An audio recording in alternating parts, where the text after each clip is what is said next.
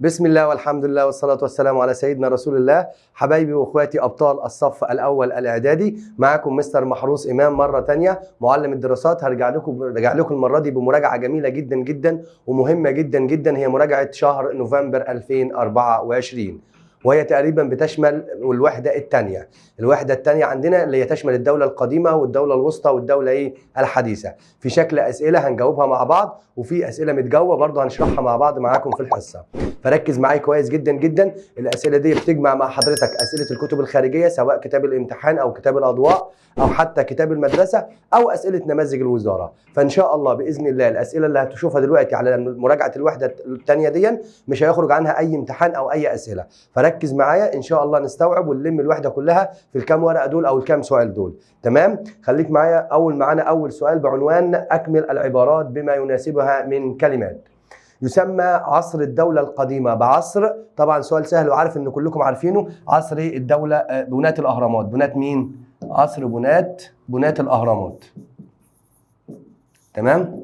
طيب بعد كده أمر بنحت تمثال على شكل جسم أسد ورأس إنسان. هو طبعا التمثال اللي على شكل جسم أسد ورأس إنسان هو تمثال طبعا أبو الهول اللي أنتوا عارفينه. يا جماعة احنا عندنا الثلاث أهرامات، خوف وخفرع ومنكورع. الراجل الثاني ده تاني واحد فيهم اللي عمل أو أمر بنحت تمثال أبو الهول. يبقى مين؟ خوف وخفرع، يبقى خفرع. برافو عليكم، خفرع اللي هو في النص. تمام كده؟ طيب يشمل العصر العتيق عصر الأسرتين. العصر العتيق الأسرتين الأولى والثانية. الأولى والثانية. طبعا اللي هي بدأ بالعصر الملك مينا، تأسيس الملك مينا للبلاد. مؤسس الأسرة الثالثة هو الملك، طبعا عارف ان انتوا شاطرين وعارفينه، الملك زوسر. الملك زوسر. طيب أول بناء حجري في التاريخ هو هرم زوسر أو هرم سقارة. هرم سقارة أو هرم الملك مين؟ زوسر. طيب صاحب فكرة بناء الهرم المدرج اللي هو هرم سقارة برضه هو الوزير بتاع الملك زوسر، كان اسمه الوزير مين؟ إيمو حتب.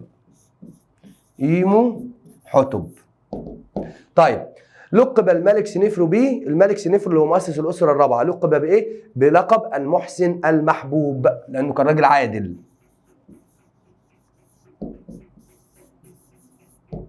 طيب اهتم الملك بتشييد معابد الشمس المكشوفة في منطقة أبو قصير بمحافظة الجيزة. الملك اللي هو أسس الأسرة الخامسة الملك أوسر كاف. أوسر كاف. طيب هنا يعد الملك أول من كتب نصوص الأهرام على جدران حجرة الدفن داخل الهرم. الملك أوناس. الملك أوناس. وطبعا كده أصبح ليه أهمية دينية أو أهمية ثقافية. يبدأ عصر الدولة الوسطى بالأسرة. الدولة الوسطى يا جماعة اللي هي الأسرات 11 و12. 11 و12 يبدأ بعصر الأسرة كام؟ الأسرة 11. تمام؟ طيب استطاع الفنان المصري في عصر الدولة القديمة نحت التماثيل على أصلب أنواع الحجر، مثل تمثال شيخ البلد أو اللي هو كعبر دون اللي هو تمثال شيخ البلد. طيب تم بناء هرم سقارة المدرج في عصر الأسرة، لسه قايلينه، هرم سقارة بناه الملك زوسر، والملك زوسر ده مؤسس الأسرة الأسرة الثالثة، يبقى تم بناء هرم سقارة في عهد الأسرة الثالثة. طيب سيطر رجال الدين على مقاليد الحكم بشكل كامل، ركز معايا، في عهد الأسرة. رجال الدين اللي هم الكهنة، عندنا احنا كهنة في أواخر عصر الأسرة الرابعة بدأ يزيد نفوذ كهنة الإله رع، واستطاع كبيرهم أسر كاف أنه يسقط الأسرة الرابعة ويؤسس الأسرة الخامسة. يبقى كده سيطروا على مقاليد الحكم بشكل كامل في عهد الأسرة كام؟ الأسرة الخامسة. لكن هم في أواخر عهد الأسرة الرابعة بدأوا يتدخلوا في شؤون الحكم. خليك مركز. طيب انتهى عصر بناة الأهرامات بسقوط الأسرة. عصر بناة الأهرامات اللي هو الدولة القديمة يشمل الأسرة الثالثة والرابعة والخامسة والستة، يبقى بسقوط الأسرة مين؟ الأسرة الستة. تمام؟ كانت بداية الانطلاق للأسرة الحادية عشر اللي هم يأسسوا الدولة الوسطى من مدينة طيبة في الجنوب. الملك منتوحتب الثاني. أرسل الملك منتوحتب رحلات تجارية إلى بلاد عبر الصحراء، إلى بلاد كوش الجنوب في السودان، بلاد كوش عبر الصحراء. آخر ملوك الأسرة الثانية عشر هي الملكة سوبك نفرو. سوبك نفرو اللي هي على اسم الإله سوبك. امتدت أراضي الإمبراطورية المصرية في عهد الدولة الحديثة. طبعا الدولة الحديثة عصر المجد الحربي والتوسعات الخارجية، تحتمس ورمسيس والكلام ده، تحتمس الثالث ورمسيس الثاني. فامتدت في قارتي آسيا وإفريقيا. آسيا وإيه؟ وإفريقيا. طيب، يشمل عصر الدولة الحديثة. الدولة الحديثة 18 19 20، يبقى 3 أسرات من 18 حتى الأسرة الكام؟ ال20. تقع مدينة مجدو ضمن حدود دولة ايه حاليا؟ طبعا مدينة مجدو اللي حصلت فيها معركة مجدو في ايام تحتمس الثالث ضمن حدود دولة فلسطين حاليا. طيب، تولى توت عنخ آمون حكم البلاد بعد الملك. توت عنخ آمون جاء بعد الملك مين؟ إخناتون أو أمنحتب الرابع. يبقى تولى بعد الملك مين؟ إخناتون. بعد كده استكمل الملك رمسيس الثاني ما بدأه والده سيتي الأول من مباني في معبد أبيدوس. ودي كانت أول الأعمال اللي عملها رمسيس الثاني، بناء ما بدأه والده اللي هو سيتي الأول من مباني في معبد مين؟ أبيدوس. قام رمسيس الثاني بنحت معبدين في منطقة ايه؟ واحد ليه وواحد للأخرى. زوجته الملكة نفرتاري، نفتكر زوجة رمسيس الثاني تسمى نفرتاري، في منطقة أبو سمبل. طيب، حدثت معركة قادش بين رمسيس الثاني ومين؟ وأمراء آسيا بقيادة مين؟ ملك الحيثيين. ملك الحيثيين أو ما بين الحيثيين. انتهى العصر المتأخر. العصر المتأخر من 21 ل 30 بدخول مين مصر؟ بدخول الإسكندر الأكبر. تمام؟ طيب، ده الصفحة الأولى. ندخل على الصفحة الثانية. سؤال جديد، اكتب ما تشير إليه العبارة أو ما المقصود، وممكن يجيب لك المفهوم وأنت تعرفه، أنت في إعدادي دلوقتي. مجموعة نصوص دينية نقشت بالخط الهيروغليفي. اعرف الخط اللي اتنقشت بيه على جدران الحجرات الداخلية للأهرام اسمها إيه؟ نصوص الأهرام. نصوص مين؟ شاطرين. نصوص الأهرام. مدينة اتخذتها الأسرة الأولى عاصمة للبلاد. المدينة الأسرة الأولى بتاعت الملك من نفر أو الملك مينا، تمام؟ أو نعرمر، يبقى مدينة مين؟ من نفر أو منف، مدينة من نفر. طيب، فترة زمنية في التاريخ المصري تسود فيها البلاد حالة من الضعف والتفكك وتنتشر الاضطرابات، معروفة فترة إيه؟ الإضمحلال.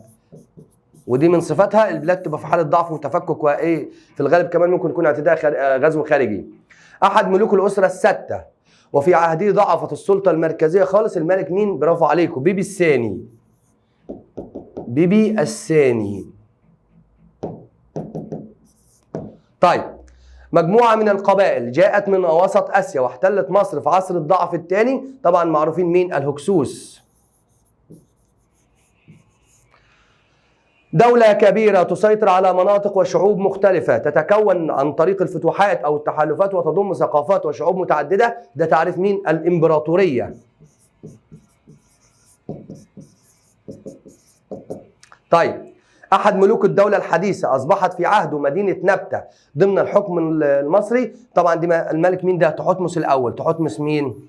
اللي امتد نفوذه في الجنوب، تحتمس الأول. طيب، من أكون أو من قام بالأعمال الآتية؟ شخصيات. أنت الجزء ده جزء تاريخ، فلازم تعرف كل ملك عمل إيه. أنا صاحب، بيتكلم عن نفسه، بيقول لك أنا صاحب أقدم بناء حجري في التاريخ. طبعا الملك مين؟ الملك زوسر بتاع هرم سقارة المدرج. أمرت بنحت تمثال بجسم أسد ورأس إنسان. طبعا قلنا تاني واحد الملك مين؟ خفرع. أنا أول من شيدت معابد الشمس المكشوفة. مين ده؟ أوسركاف، اللي كل ده ذكرناه فوق في أكمل. أول حاكم على طيبة بعد عصر الدولة القديمة. انتصرت على ملوك إهناسيا. طبعا ده الملك مين ده؟ الملك منتحتب الثاني.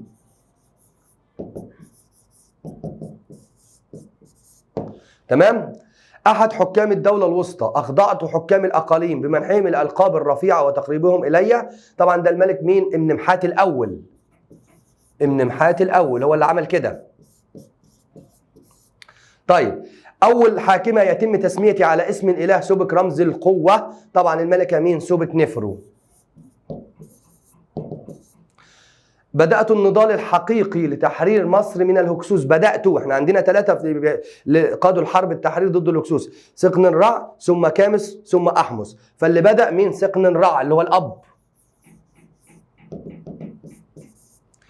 استطاعوا تخليص أجزاء كبيرة من مصر الوسطى من نفوذ الهكسوس. ده تاني واحد بقى اللي هو مين؟ كاموس. استطاعوا القضاء على خطر الهكسوس وطردهم من مصر. ده طبعا ايه آخر واحد وأهم واحد الملك مين؟ أحمس. طيب زوجة الملك سخن الرع وكان لي دور كبير في حرب التحرير، طبعا مين؟ الملكة إياه حتب.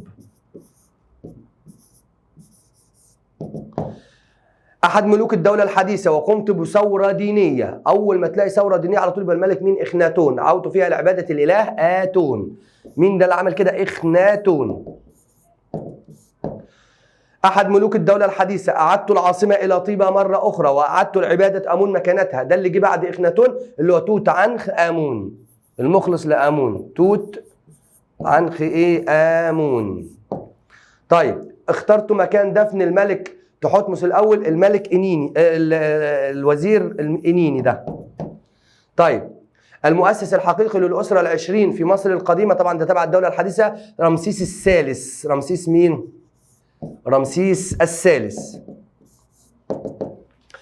أحد ملوك الدولة الحديثة جعلت من منطقة نبتة حتى شمال دارفور وحدة إدارية واحدة. الملك مين ده؟ الملك تحتمس الأول. تحتمس مين؟ الأول. طيب صاحب أول معاهدة سلام في التاريخ، طبعا معاهدة سلام الملك مين؟ رمسيس الثاني، اللي بيشبهوه بعض الناس بالرئيس مين؟ محمد أنور السادات لما عقد معاهدة سلام مع إسرائيل. رمسيس الثاني. قمت بحفر قناة سيزوستريس لتنشيط التجارة مع البلاد المجاورة. طبعا ده مين ده؟ ده الملك سنوسرت الثالث. سنوسرت الثالث. وممكن يجي لك وهتجي لك مقارنة دلوقتي ما بين قناة سيزوستريس وقناة السويس حاليا. وحدت البلاد وأخضعت مملكتي الشمال والجنوب في عصر الدولة الوسطى. ركز، مش أول ما تلاقي وحدت البلاد وأخضعت المملكتي الشمال والجنوب تقول مين على طول أو من نفر. لا، اللي عمل الكلام ده كان الملك مين؟ منتوحتب الثاني. منتوحتب الثاني. تمام؟ 19 قمت بالسيطرة على مدينة كوش لمنع امدادها للهكسوس عن طريق النيل. منع امدادها للهكسوس بالمساعدات او بالامدادات. مين الراجل اللي عمل ده؟ تاني واحد في اللي حاربه الهكسوس اللي هو الملك مين؟ كاموس. طيب قمت ب16 حملة على اسيا لتوطيد النفوذ المصري بها. طبعا اللي عمل كده تحتمس الثالث. تحتمس مين؟ الثالث، الملك القوي العسكري البارع في التاريخ القديم. انتصرت على شعوب البحر المتوسط وقمت بصد خطر الليبيين. طبعا اللي عمل كده المؤسس الحقيقي للأسرة العشرين اللي هو رمسيس الثالث. رمسيس مين؟ الثالث. بعد كده عندي سؤال الرابع، سؤال جديد. اذكر اسم المدينة أو العاصمة. عاصمة مصر التي أنشأها الملك نعرمر أو الملك مينا، طبعا مدينة إيه؟ من نفر. عاصمة مصر في عهد الملك منتوحتب الثاني، طبعا مدينة مين؟ مدينة طيبة. عاصمة مصر في عهد الملك ابن محات الأول، طبعا ابن محات الأول نقل العاصمة من طيبة إلى مدينة إيه؟ أثيت تاوي.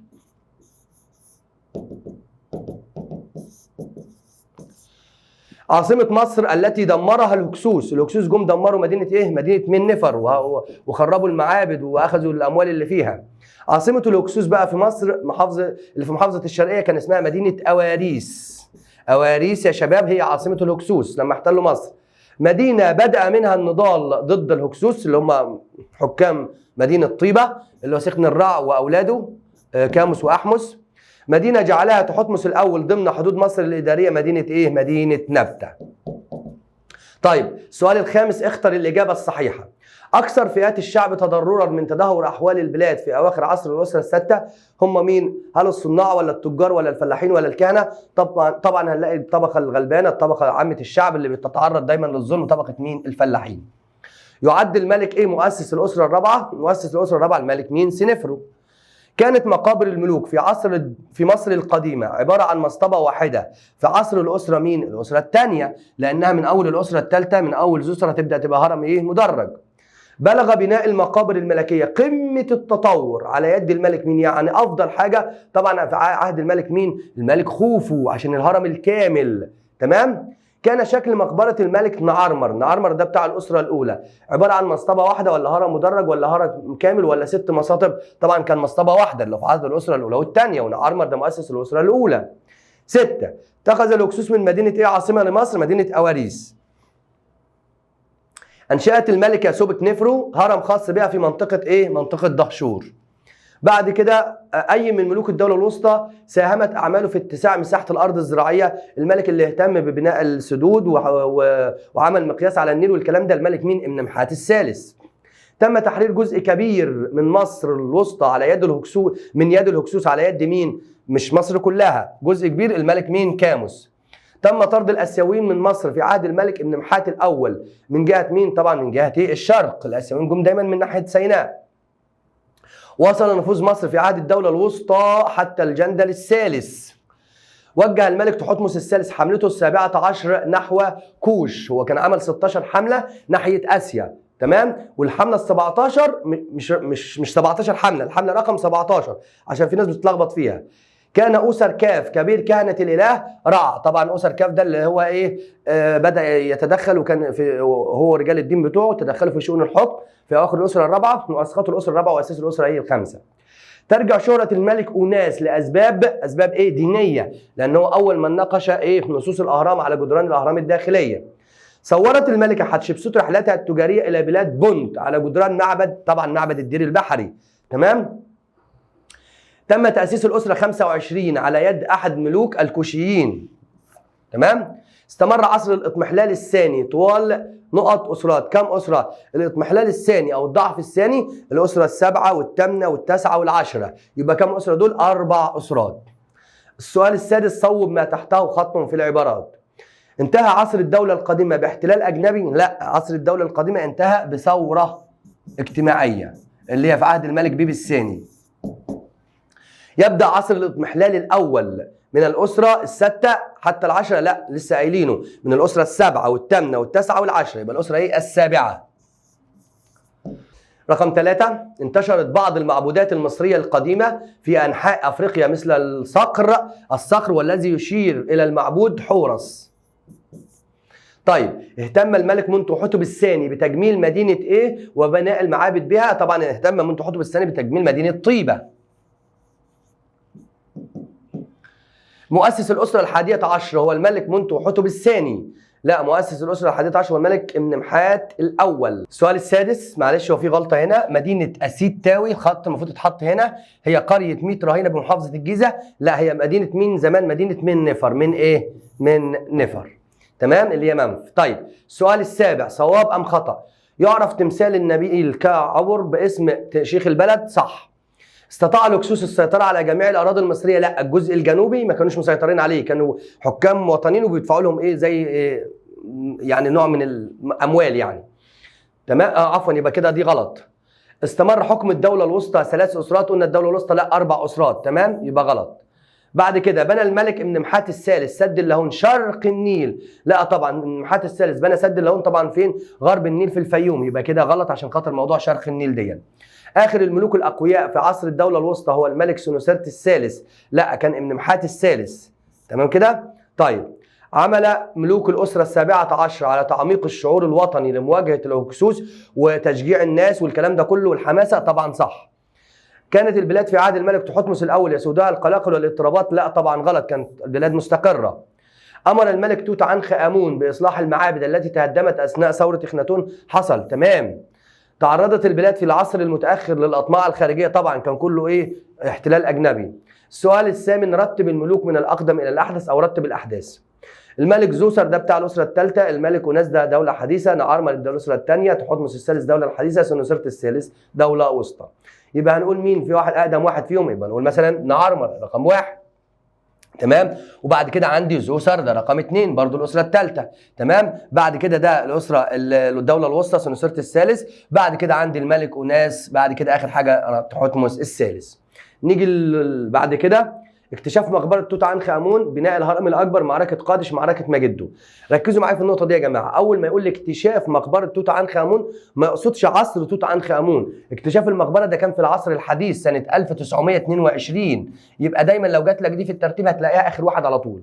يبقى أنت عندك كام واحدة؟ 1 2 3 4، يبقى دي رقم 4 وأنت مغمض، وبعد كده شوف الباقيين. تاني ركز ما بين عصر توت عنخ آمون واكتشاف مقبرة توت عنخ آمون. هنا مين الأقدم من دول؟ طبعا هنقول أول حاجة بناء الهرم الأكبر، تمام؟ بعد كده معركة ايه؟ مجدو اللي كانت في عهد تحتمس الثالث، بعد كده معركة ايه؟ قادش عهد ايه؟ رمسيس الثاني. بعد كده هنا غزو الهكسوس لمصر، نحت تمثال ابو الهول. غزو الاسكندر لمصر، اكتشاف مقبره توت عنخ امون. اهو انت ممكن اول ما تلاقي غزو الاسكندر لمصر واكتشاف مقبره توت عنخ امون تقول ده الاسكندر ده كان في الاخر كده بقى العصر المتاخر، لكن توت عنخ امون ده كان تبع الدوله الحديثه. لا ركز، اول ما تلاقي كلمه اكتشاف المقبره يبقى دي اخر حاجه، يبقى 1 2 3 4 يبقى دي رقم 4. مين الاقدم هنا بقى؟ هتبقى ديا نحت تمثال ابو الهول. رقم 2 غزو الهكسوس لمصر. رقم 3 الاسكندر. 4 اكتشاف مقبره توت عنخ امون. بعد كده عندنا السؤال التاسع بما تفسر، ودي متجاوبه عشان خاطر تركز فيها وتسمع الفيديو وتركز مره واثنين وهتحفظها ان شاء الله. يعد العصر العتيق، طبعا العصر العتيق الاسره الاولى والثانيه، عصر البناء والتاسيس في تاريخ مصر، لانه بدا بتوحيد الملك مينا مملكتي الشمال والجنوب وتاسيس عاصمه جديده موحده مدينه منفر. 2 يسمى عصر الدولة القديمة بعصر بناة الأهرامات. ليه؟ سؤال سهل إجابته فيه، بسبب اهتمام الملوك ببناء مقابرهم على شكل أهرامات. الاهتمام بناحية التماثيل الملكية، ليه كانوا بينحتوا تماثيل للملوك في عصر الدولة القديمة؟ لاعتقادهم في قدسية الملك، إن الملك ده شخص مقدس ما هوش بني آدم عادي. سقوط الأسرة الرابعة بسبب ازدياد نفوذ كهنة الإله رع، وحطيت لك تحتها خط، حتى استطاع كبيرهم أسر كاف الوصول إلى الحكم. قيام الملك أوناس بكتابة نصوص الأهرام على جدران حجرة الدفن داخل الأهرامات، داخل الهرم، أو قيام الملوك بكتابة نصوص أهرام على الهرم من الداخل بشكل عام، يعني بهدف حماية الملك في الحياة الأخرى. أهمية نصوص الأهرام دي بالنسبة للتاريخ المصري فادتنا بإيه؟ إحنا دلوقتي النصوص اللي موجودة أمدتنا بالكثير من المعلومات عن الحياة الدينية عند المصريين القدماء. تدهور احوال مصر السياسيه اواخر عصر الملك بيبي الثاني. ليه الدنيا تدهورت وادت الى قيام ثوره؟ بسبب ضعف السلطه المركزيه وازدياد سلطه حكام الاقاليم او نفوذ حكام الاقاليم. توقف الحكومه عن انشاء المشروعات، زياده الاعباء على كاهل مين؟ الفلاح. لقب الملك سنفرو بالمحسن المحبوب بسبب انه كان ملك عادل. 9 يطلق على عصر الدوله الوسطى اسم عصر الرخاء الاقتصادي. يا جماعه كلمه رخاء، اقتصاد يعني فلوس يعني دخل، وكلمه رخاء يعني الدنيا مظبطه والدنيا تمام والدنيا مبشبشه معاهم 100 فرخاء اقتصادي يعني الدخل جاي لهم من كل ناحيه. طبعا مش هم قاعدين، عملوا مشروعات واهتموا بالمشروعات الزراعيه. من ازاي يهتموا بالزراعه؟ زياده مساحه الارض الزراعيه واقامه سدود وتخزين المياه، برضو زياده النشاط التجاري مع البلاد المجاوره زي فينيقيا وبونت. ممكن نجي لك برضو من ضمن البلاد اللي كان لنا علاقات تجاريه معاهم في عهد الدوله الوسطى بلاد فينيقيا وبلاد بونت. طبعا فينيقيا اللي هي بلاد الشام، وبونت بلاد الصومال. الاهتمام بالتعدين من خلال الاستغلال الامثل للمناجم والمحاجر. يبقى الرخاء الاقتصادي ده ما جاش من بلاش يا جماعه، ما كنتش قاعدين زي حضرتك كده ذاكر واجتهد واتفرج على الفيديو مره واثنين وحل اسئله كتير هتلاقي نفسك بقيت متفوق و100. لكن هتنام وتقعد وما تذاكرش، لا اكيد مش هينفع. طيب بما تفسر، نقل الملك من حات الاول عاصمه البلاد من طيبه الى سيتاوي بسبب موقعها المتوسط بين الوجهين القبلي والبحري، ولكي يسيطر على البلاد، يحكم سيطرته على البلاد في النص يعني. تمام. قيام الملك ابن محات الاول ببناء العديد من الحصون على الحدود الغربيه لمصر، او ما النتائج التي ترتبت على، يعني ايه الكلمه دي؟ نفس السؤال بس يجي لك ما النتائج. ما النتائج قيام الملك ابن محات الاول ببناء العديد من الحصون على الحدود الغربيه لمصر، طبعا ادى ذلك الى حمايه مصر من غارات مين؟ من الغارات الليبيه. طبعا ليبيا من الغرب يا جماعه. بناء الحصون في عصر الدوله الوسطى بما تفسر لتامين حدود البلاد. اقامه السدود في عصر الدوله الوسطى زي سد اللاهون لتخزين مياه الفيضان لحمايه البلاد من خطر المجاعه والتوسع في مساحه الارض الزراعيه. 14 اقامه المقاييس على النيل في عهد الملك ابن محات الثالث. ليه عمل مقاييس على نهر النيل؟ لمراقبه ارتفاع منسوب الميه بتبقى قد ايه؟ ضعف وسقوط الدولة الوسطى طبعا بعد ابن محات الثالث بسبب ضعف الملوك وزيادة الصراعات بين حكام مين؟ الأقاليم. قيام الملك كاموس بحملة مفاجئة على أرض كوش. ليه الملك كاموس قام بحملة مفاجئة على أرض كوش؟ لمنع الإمدادات اللي كان بيرسلها أمير كوش إلى الهكسوس عن طريق مين؟ نهر النيل. تمام؟ إقامة ملوك الدولة الوسطى مراكز ومحطات تجارية على طول نهر النيل في الجنوب لتخزين وتوزيع السلع المستوردة والمصدرة. يعد عصر الملك منتحتب الثاني بداية المجد للأسرة الحادية عشر. ليه الراجل ده عمل إيه؟ لأنه أول حاكم في طيبة بعد الدولة القديمة استطاع أن يسيطر على الوجه البحري والقبلي. إزاي؟ بالانتصار على ملوك إهناسيا وأعاد السلطة المركزية قوية وأصلح النظام مين؟ الإداري. بعد كده يعتبر المؤرخين حكم أحمس الأول بداية تاريخ جديد لمصر. ازاي؟ لانه كان نقطه فاصله يا جماعه. عصر الملك احمس نقطه فاصله ما بين عصر كانت فيه مصر محتله من الهكسوس وعصر اصبحت فيه مصر حره وبدات بعد كده تتوسع وتعمل امبراطوريه كبيره، حيث اصبحت مصر في عهد وبلد حر قوي بعد فتره احتلال مين؟ الهكسوس. يبقى ساعات بنقول نقطه فاصله، نقطه مهمه. اهتم الملك تحتمس الاول بتطوير معبد الكرنك ليكون المعبد الرئيسي لمدينه ايه؟ طيبه. يبقى اذا معبد الكرنك ده كان في مدينه مين؟ طيبه. تعتبر الملكه حتشبسوت من اشهر الملكات في مصر القديمه. ليه يا مستر؟ بسبب الانجازات اللي قامت بيها في المجالات السياسيه واقتصاديه وعمرانيه. بما تفسر معركة مجده في عهد تحتمس الثالث. ليه تحتمس الثالث عمل المعركة دي؟ بسبب خروج أمراء آسيا على الحكم المصري بزعامة أمير إيه؟ أمير قادش. أحضر تحتمس الثالث أبناء الأمراء الآسيويين إلى مصر. تحتمس الثالث عمل 16 حملة على الأقاليم الآسيوية عشان يخضعهم ويخليهم يسمعوا كلامه ويخليهم يبقوا تحت حكمه. لكن لقى الموضوع ان القوه مش نافعه، فبدا يفكر في طريقه تانية، في طريقه سياسيه، في طريقه دبلوماسيه. ايه هي الطريقه دي؟ انه جاب اولاد الامراء الاسيويين دول الى مصر هنا. عشان ايه؟ عشان يتعلموا في مصر العادات والتقاليد المصريه. كانت مصر يا جماعه في الوقت ده بلد ايه؟ متحضر جدا جدا زي اي دوله اوروبيه او الدول العظمى في العالم دلوقتي. فشرف ليهم ان هم يجوا يتعلموا في مصر. فهو جاب ابناء الاقاليم دول عشان يتعلموا في مصر ويكبروا على حب مصر. فلما يرجعوا بعد كده هم لسه شباب صغيرين، لما يرجعوا بلادهم ويتولوا الحكم مكان اهليهم يبقى في علاقه حب وموده وخاضعين وبيحبوا مين؟ الملك تحتمس الثالث. فده نوع من الذكاء السياسي عند تحتمس مين؟ الثالث.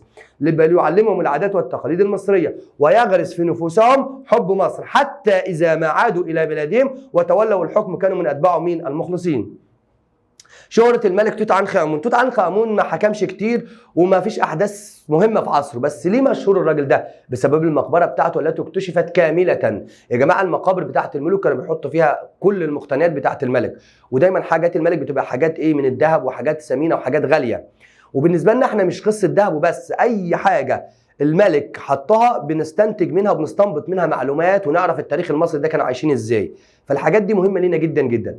فتقريبا كل مقابر الملوك اتسرقت اجزاء كبيره منها، لكن المقبره الوحيده اللي اكتشفت كامله ولم يسرق منها اي شيء ولم تنتقل منها اي حاجه من مكانها هي مقبره الملك توت عنخ امون. فالراجل ده مشهور طبعا ايه؟ بسبب مقبرته التي اكتشفت كامله في وادي الملوك بالبر الغربي بالاقصر.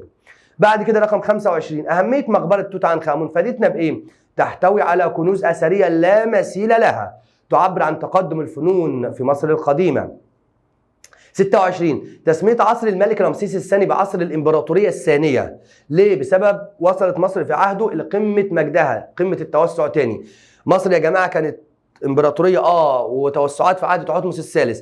بعد كده لما جه الملك اخناتون وعمل الثوره الدينيه فالامبراطوريه دي قل يعني نفوذنا قل شويه، وحصلت زي ما تقول ايه؟ ثورات في البلاد اللي احنا كنا مسيطرين عليها. فمين اللي هيعيد النفوذ تاني؟ ومين اللي هيعيد السيطره تاني؟ ومين اللي هيحيي الامبراطوريه مره تانيه بتوسعاته مره تانيه وقوته العسكريه للملك رمسيس الثاني؟ عشان كده بنسميها عصر الامبراطوريه ايه؟ الثانيه. بما تفسر معركة قادش في عهد الملك رمسيس الثاني. ليه رمسيس الثاني قام بمعركة قادش؟ بسبب زيادة نفوذ الحيثيين وتحالفهم مع الأمراء الآسيويين ضد مين؟ ضد مصر.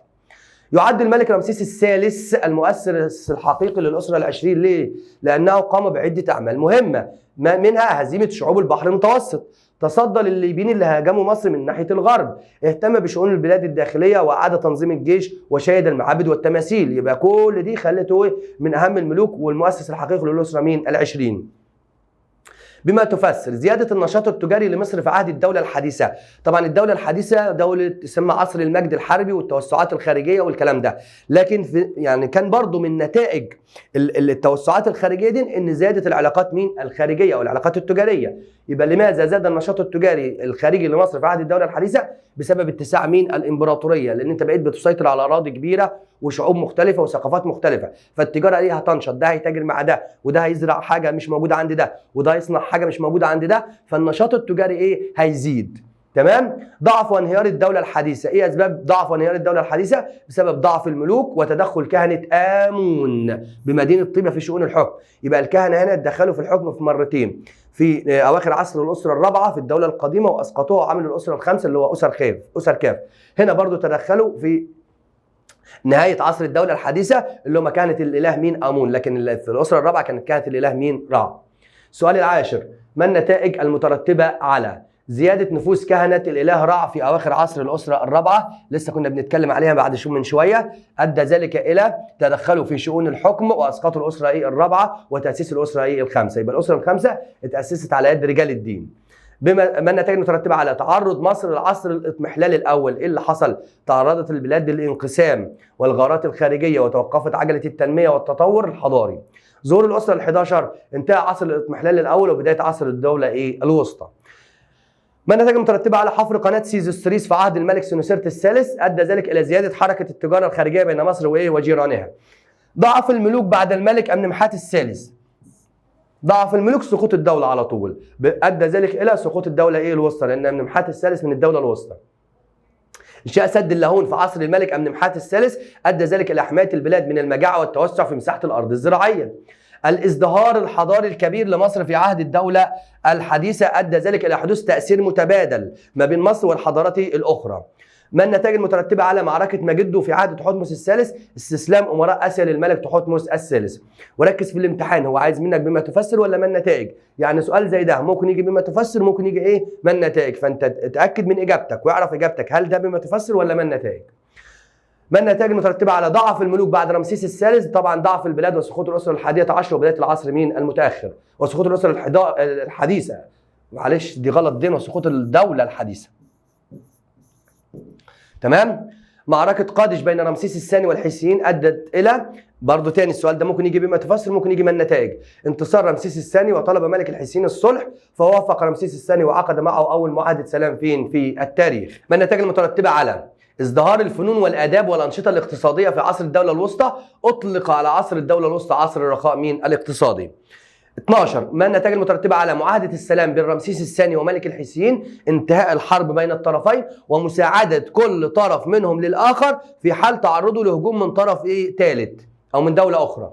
ما النتائج المترتبة على غزو الإسكندر الأكبر لمصر؟ أدى ذلك إلى انتهاء العصر المتأخر في مصر القديمة. ما النتائج المترتبة على الصراع بين ملك كوش والمصريين أثناء الأسرة ال24؟ سيطر الملك الكوشي على معظم الأراضي المصرية. طبعا العلاقات بيننا وبين الكوشيين في أو أفريقيا في العصر المتأخر كانت مختلفة، مرة انتصار ومرة هزيمة والكلام ده. السؤال ال11 دلل على صحة العبارة. اهتم ملوك العصر العتيق بالأنشطة الاقتصادية. قلنا العصر العتيق الأسرة الأولى والثانية عملوا قاموا بالاهتمام بالطرق الصحراوية. ليه؟ من أجل تأمين التجارة. استغلوا المناجم والمحاجر في سيناء، كانوا دايما بيستخرجوا المعادن من سيناء والحجارة. تغير شكل المقابر في العصر العتيق عن ذي قبل أو عن الفترة اللي قبلها. طبعا العصر العتيق قلنا الأولى الأولى والثانية، إزاي؟ أصبح شكلها عبارة عن حجرة من الحجر الجيري. ده في العصر العتيق. يعلوها مصطبة بعد أن كانت حفرة في الأرض، يبقى حفرة في الأرض قبل العصر العتيق، وفي العصر العتيق بقت عبارة عن حجرة فوقيها مصطبة. تغير شكل المقابر بقى في عصر الدولة القديمة عن العصر العتيق، المرحلة اللي بعد كده أصبح تغير شكلها من حجرة يعلوها مصطبة إلى عدة مصاطب، اللي هو الهرم المدرج ثم الهرم الكامل. يبقى في العهد الدولة القديمة اتغيرت لشكلين، هرم مدرج ثم هرم كامل. طيب، بلغ فن النحت درجة كبيرة من الإتقان في عصر الدولة القديمة. إزاي؟ هات الدليل. استخدم الفنان المصري مواد مختلفة زي الحجر والعاج والخشب في النحت. اهتم بنحت التماثيل الملكية وتماثيل النبلاء وتماثيل في وضعية جديدة، اللي هو شكل الكاتب المصري اللي على الورقة ال200 جنيه. كان للكاتب مكانة كبيرة في عصر الدولة القديمة. هات لي الدليل ان الكاتب ده كان ليه مكانة مهمة. الدليل على ذلك ان هم نحتوا له تماثيل زي تمثال الكاتب المصري الجالس. لو هي مش وظيفة مهمة ما كانوش عملوا له التمثال بتاعه دون. دلل تقدم المصريين القدماء في عصر الدولة القديمة في علوم الفلك والهندسة والعمارة. ايه الدليل ان هم كانوا متقدمين في العلوم الجامدة دي؟ من دليل على كده بناء الاهرامات الضخمة. طبعا ده اكبر دليل، محدش قادر يوصل لسر بناء الاهرامات لحد دلوقتي. دلل ازدهار الادب الديني بشكل كبير في عصر الدوله القديمه. ليه؟ حيث ساهم الملك اوناس، عفوا السؤال بطريقه ثانيه، دلل ساهم الملك اوناس في الحفاظ على التراث الديني للمصريين القدماء من خلال نصوص نصوص الاهرام. دلل ازدهرت التجاره الخارجيه لمصر في عهد الملك سنفرو. الملك سنفرو بتاع الاسره الرابعه ارسل 40 سفينه الى فينيقيا لجلب خشب الارز. دلل وصل فن النحت في عهد الملك خفرع قمته، حيث استطاع الفنان المصري استخدام اصلب انواع الحجر في نحت التماثيل مثل حجر الديوريت. وطبعا الملك خفرع اللي هو قلنا تمثال ابو الهول. تمام؟ هتقول لي ممكن تقول لي نحت تمثال ابو الهول.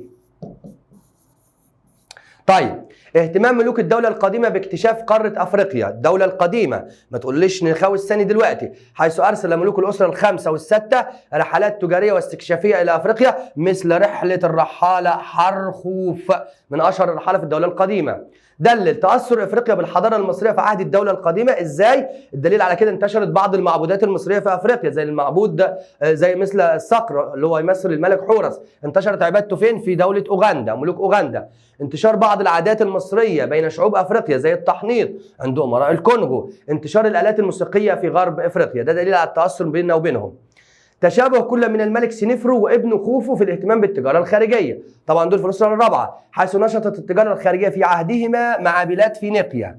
تمام؟ طيب تنوعت الإنجازات المعمارية البناء في عهد الملك أوسركاف، الأوسركاف بتاع كبير كانت الإله أمون والكلام ده كله اللي هو أسقط الأسرة الرابعة. كبير كانت الإله رع عفوا. الراجل ده عمل ايه في النواحي المعمارية المباني؟ اهتم ببناء المسلات الضخمة ومعابد الشمس المكشوفة في أبو سير بالجيزة. دلل شهد عصر الدولة الوسطى تأمين لحدود البلاد، حيث التوسع جنوبا وبناء الحصون. دلل اهتم الملك سنوسرت الثالث بتأمين حدود مصر الجنوبية، عمل ايه؟ قام ببناء حصني قمنة وسمنة على الحدود الجنوبية، كل ده دليل على تأمينه للبلاد. اهتمام الملك سنوسرت الثالث بتنشيط التجارة الخارجية في عهده، عمل ايه؟ حفر قناة سيزوستريس اللي قلنا بتوصل البحر الأحمر بنهر النيل أو البحر الأحمر بالبحر المتوسط عن طريق نهر النيل. دلل استطاع الملك النمحات الأول تأمين حدود مصر الغربية من خلال برضه بناء مين؟ بناء الحصون. 18 دلل شهد عصر الملك النمحات الثالث حدوث نهضة اقتصادية كبيرة، أو دلل اهتمام الملك النمحات الثالث باستثمار موارد مصر. تمام؟ عمل إيه؟ أرسل نحو 24 حملة إلى سيناء لاستخراج المعادن، الاهتمام بشؤون الري والزراعة من خلال إنشاء سد مين؟ اللاهون. دلل أساء الهكسوس معاملة المصريين، عملوا إيه؟ استولوا بالقوة على مدينة منفر وخربوها، فرضوا الضرائب وسلبوا ممتلكات المصريين ودمروا المعابد.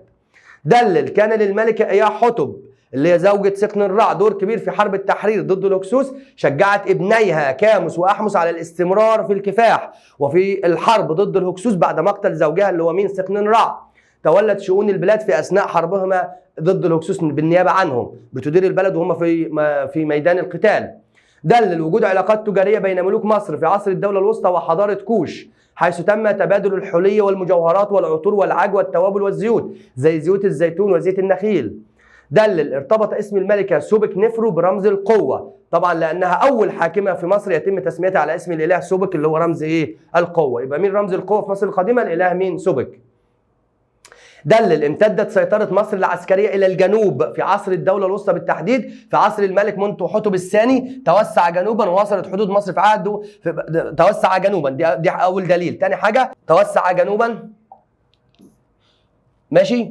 بعد كده هنقول حاجة تانية، وصلت حدود مصر في عهد النمحات الأول حتى الجندل الثاني. الجندل مين؟ الثاني.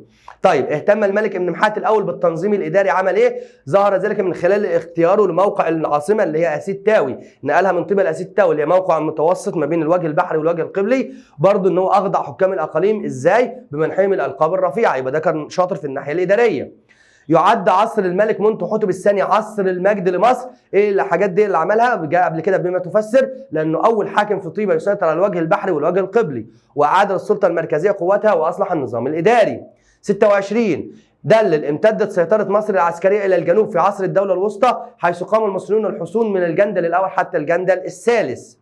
دلل تعد طيبة عاصمة مصر القوية في عصر الاضمحلال الثاني. عصر الاضمحلال الثاني اللي هو مصر كانت تحت سيطرة الهكسوس أو احتلال الهكسوس الجزء الشمالي ومصر الوسطى، لكن طيبة دي في الجنوب كانت دولة قوية أو مدينة قوية. ليه؟ حيث بدأ منها عملية تحرير البلاد من الهكسوس على يد الأمراء الأسرة 17 اللي هو سقن الرع وابنيه كاموس وأحمس. دلل استطاعت الامبراطوريه المصريه اتسعت الامبراطوريه المصريه اتساع كبير في عهد الدوله الحديثه، هنقول امتدت اراضيها من نهر الفرات شمالا حتى الجندل الرابع جنوبا. دلل كان عصر الاسره السابعه عشر عصر الانتفاضه ضد الهكسوس، حيث عمل ملوك تلك الاسره على تنظيم امور مملكتهم في طيبه وبث الشعور الوطني وروح المقاومه ضد المين؟ ضد الهكسوس، يعني يشجعوا الناس ويحمسوهم ان احنا نقدر نطرد الهكسوس ولازم نكافح ولازم نجاهد لحد ما نطردهم ونحرر بلادنا حتى لو متنا. تمام؟ حرص الملك احمس على تامين حدود مصر الجنوبيه، عمل ايه؟ اتجه جنوبا بعد للقضاء على حركات التمرد واعاد الامن طبعا بعد طرد الهكسوس. ماشي. مهد الملك أحمس الأول لتكوين الإمبراطورية المصرية في عهد الدولة الحديثة. طبعا الإمبراطورية المصرية كانت في عهد الدولة الحديثة، طبعا حدثت وظهرت بشكل كبير في عهد تحتمس الثالث ورمسيس الثاني. لكن مين أول واحد جات له الفكرة إنه يبدأ يتوسع وكأنه مهد يعني البداية؟ أحمس الأول. إزاي يا مستر؟ قام بحملة على إيه؟ فينيقيا. قال لك بدل ما ندافع عن نفسنا والناس تحتلنا، إحنا نبدأ إحنا نتوسع ونعمل إيه؟ نأمن حدودنا من خارج حدود البلاد. لم يكن عصر الملك أحمس عصر حروب عسكرية فقط. يقول لك دلل أحمس بيرتبط في ذهننا بأنه كون جيش وقاد الحرب ضد الهكسوس وطردهم، يبقى حياته كلها كانت حياة عسكرية وحروب. لا، يقول لك عمل إيه الراجل دون؟ اهتم بالبناء والتعمير وأصلح ما تهدم من معابد في عصر الهكسوس. مش قلنا الهكسوس خربوا المعابد وسلبوا الممتلكات اللي فيها؟ هو أصلح الحاجات دي تاني، دي ناحية معمارية بقى. دلل كان الملك تحتمس الثالث من أقدر من أشطر من أمهر ملوك مصر في مجال الحرب. هنقول عمل إيه من المجالات العسكرية بتاعته؟ قاد 16 حملة عسكرية في آسيا، بنى أسطول قوي سيطر بيه على جزر البحر المتوسط وساحل فينيقيا، توسع في الجنوب نحو أفريقيا، أقام إمبراطورية كبيرة امتدت من نهر الفرات إلى ما وراء الجندل الرابع. طيب، كان الملك تحتمس الثالث من أقدر ملوك مصر في مجال الإدارة، اهتم بأمور البلاد الإدارية، أقام معابد ومسلات، اتبع سياسة سلمية مع أمراء آسيا. إزاي؟ إنه قربهم إليه للحفاظ على الإمبراطورية بتاعته، قلنا جاب ولاده هم يتعلموا في مصر. اتبع الملك تحتمس الثالث سياسة سلمية مع أمراء آسيا للحفاظ على الإمبراطورية. هات الدليل إن عمل كده، قربهم إليه وثبتهم في وظائفهم وأحضر أبنائهم ليتعلموا في مصر العادات والتقاليد المصرية. كانت آسيا محط أنظار تحتمس الثالث. يعني محط أنظاره؟ يعني تحت نظره، يعني هدفه باصص عليها وبيقوم باجراءات ان هو ياخد بلاد منها. طبعا الدليل على كده انه وجه ليها 16 حمله واتبع سياسه سلميه مع امراء اسيا. ازاي؟ بان قربهم اليه ومنحهم ايه؟ الالقاب، وذلك إيه؟ وثبتهم في وظيفهم، وذلك للحفاظ على امبراطورياتهم. دلل اختلفت اهتمامات اخناتون عن باقي ملوك الدوله الحديثه. الدوله الحديثه اولاد مجد حربي وتوسعات وحروب والكلام ده كله، لكن اخناتون ده كان في ناحيه ثانيه خالص مع نفسه بقى. ده جاب فكره ثانيه خالص اللي هي فكره الثوره الدينيه وعدم عباده الالهه المتعدده دي، ويعبدوا اله واحد اللي جاء به هو اللي هو الاله مين؟ اتون، حيث اهتم بالامور الدينيه فقام باول ثوره دينيه ودعا الى عبادة الإله أتون، في حين أن ملوك الدولة الحديثة كانت اهتماماتهم إيه؟ اهتماماتهم عسكرية وتوسعات خارجية. دلل عمل الملك رمسيس الثاني على إعادة النفوذ الخارجي لمصر بعد ثورة إخناتون. قلنا بسبب ثورة إخناتون في الداخل حصلت اضطرابات والدنيا ثورة ما بين إخناتون دون والكهنة الإله رع، فنفوذنا في الخارج قل جدا جدا جدا. فالملك رمسيس الثاني هيعيد النفوذ ده مرة ثانية. إزاي؟ حيث خاض من أجل ذلك العديد من المعارك، طبعا من أشهرها معركة قادش ضد الحيثيين. دلل تأثر ملوك كوش اجتماعيا بمصر، حيث ارتدى النبلاء فيهم في كوش دي الملابس التي يرتديها النبلاء من المصريين. ده تأثر اجتماعي. دلل اختلفت العلاقات المصرية الأفريقية في العصر المتأخر عن الدولة الحديثة. الدولة الحديثة كنا احنا مسيطرين وأقوياء ودولة قوية، لكن في العصر المتأخر اختلفت. ازاي؟ طبعا العصر المتأخر من 21 ل 30 بيقول لك في عهد الأسرة 21 فقدت مصر السيطرة على بعض المناطق اللي في أفريقيا. تمام؟ دي 21. نيجي بعد كده في عهد الأسرة ال 24، دي كانت تعتبر فترة ضعف جدا بالنسبة لنا. دار صراع بين المصريين والكوشيين، للأسف انتصر فيها الملك الكوشي وسيطر على معظم الأراضي المصرية وكون أسرة جديدة الأسرة 25. يبقى الأسرة 25 اللي أسسوها مين؟ الكوشيين. تمام؟ لكن الحمد لله في عهد الأسرة 26 رجعت مصر، نهضت مرة تانية، واستطاع ملوك الأسرة 26 إن هم إيه؟ يستقلوا بمصر ويمتد نفوذهم مرة تانية في أفريقيا. يبقى كانت العلاقات إيه؟ جذب وشد وجذب. طيب السؤال الثاني عشر، ماذا كان يحدث إذا؟ إيه اللي هيحصل لو لم تضعف السلطة المركزية أواخر عهد الملك بيبي الثاني؟ لم تسقط الدولة القديمة أو لم تقوم ثورة، مفيش مشاكل. لم ينتصر أحمس على الهكسوس، لم يتم تحرير البلاد منهم، لم يتم تأسيس الدولة الحديثة. لم ينقل من محات الأول العاصمة من طيبة إلى أسيد تاوي، لم يسهل عليه السيطرة على البلاد. السؤال 13، حدد مدى مصداقية العبارة، يعني العبارة دي صادقة ولا لا؟ وهات الدليل على كده. سيطر الهكسوس على كل الأراضي المصرية، أقول له لا، العبارة غير صحيحة لأنها مسيطرة على الأراضي المصرية حتى مصر الوسطى. أما الوجه القبلي فكان تحت سيطرة حكام وطنيين. يعني وطنيين من أهل البلد من مصر، كان يأخذ الهكسوس منهم إيه؟ الضرائب. سؤال 14، ما العلاقة بين اختيار موقع اسيد تاوي كموقع متوسط ما بين الوجه البحري والوجه القبلي، وتوحيد البلاد في عهد منمحات الاول. طبعا تم اختيار هذا الموقع في مكان وسط ما بين الشمال والجنوب لضمان توحيد البلاد. تمام. طيب ما العلاقه بين عاصمه مصر اللي هي طيبه وسقوط الهكسوس؟ طبعا بدات مرحله الكفاح ضد الهكسوس من مدينه طيبه على يد حكام الاسره 17 اللي قلنا هو سقن الرع واولاده. ما العلاقه بين الملك توت عنخ امون والفنون في مصر القديمه؟ طبعا لان مقبره الملك توت عنخ امون تحتوي على كنوز كثيره تدل على تقدم الفنون في مصر القديمه. السؤال ال15، قارن بين قناه سويس وقناه السويس. طبعا دي تربط بين البحر الاحمر المتوسط عن طريق نهر النيل، دي تربط البحرين بشكل مباشر. دي قديما، دي حديثا. معركه قادش ومعركه مجده من حيث الاطراف والنتائج. طبعا معركه مجده ما بين تحتمس الثالث وامراء اسيا بقياده امير قادش. اما معركه قادش ما بين رمسيس الثاني ضد الحيثيين. النتائج طبعا استسلام امراء اسيا للملك تحتمس الثالث، هنا برضو انتصار رمسيس الثاني وهزيمه الحيثيين، وعقد معهم اول معاهده سلام. السؤال ال16 والاخير، حدد اوجه الشبه والاختلاف بين سد اللاهون والسد العالي. هقول له الشبه الاثنين لتخزين المياه، تمام، وحمايه البلاد من الفيضان والجفاف. الاختلاف الموقع، سد اللاهون على بحيره موريس في الفيوم، اما السد العالي على نهر النيل فين؟ في اسوان.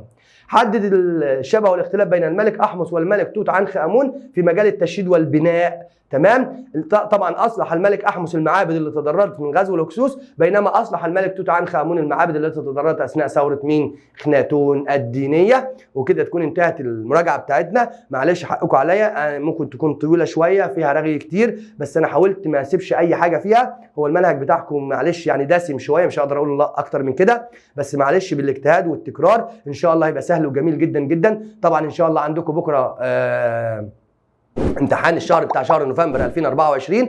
طبعا في المفروض معاه كمان درس بتاع نظم الغابات، حاولوا تذاكروه كده، وباذن الله هنزله لكم شرح، واتمنى لكم التوفيق وشكرا، والسلام عليكم ورحمه الله وبركاته.